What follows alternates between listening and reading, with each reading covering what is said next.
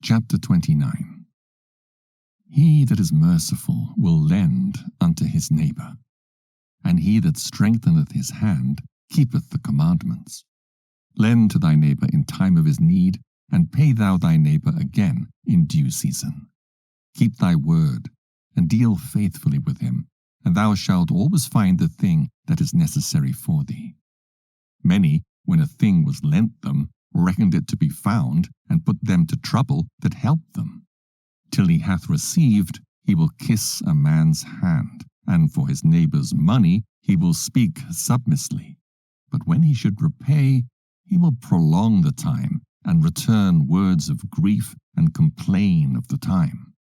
If he prevail, he shall hardly receive the half, and he will count it as if he had found it. If not, he hath deprived him of his money, and he hath gotten him an enemy without cause. He payeth him with cursings and railings, and for honor he will pay him disgrace.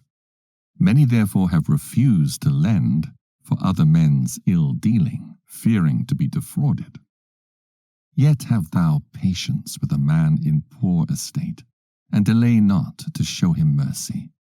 Help the poor for the commandment's sake, and turn him not away because of his poverty. Lose thy money for thy brother and thy friend, and let it not rust under a stone to be lost. Lay up thy treasure according to the commandments of the Most High, and it shall bring thee more profit than gold. Shut up alms in thy storehouses, and it shall deliver thee from all affliction. It shall fight for thee against thine enemies, better than a mighty shield and strong spear. An honest man is surety for his neighbor, but he that is impudent will forsake him.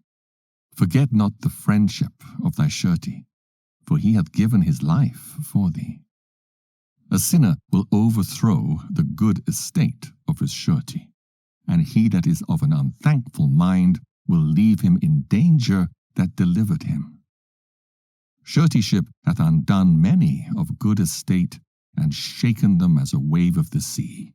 Mighty men hath it driven from their houses, so that they wandered among strange nations. A wicked man, transgressing the commandments of the Lord, shall fall into suretyship, and he that undertaketh and followeth other men's business for gain shall fall into suits. Help thy neighbor according to thy power, and beware that thou thyself fall not into the same.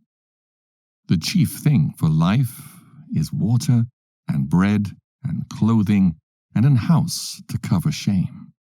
Better is the life of a poor man in a mean cottage than delicate fare in another man's house.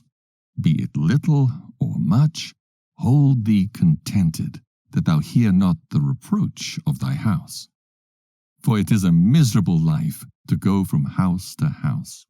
For where thou art a stranger, thou darest not open thy mouth. Thou shalt entertain and feast, and have no thanks. Moreover, thou shalt hear bitter words.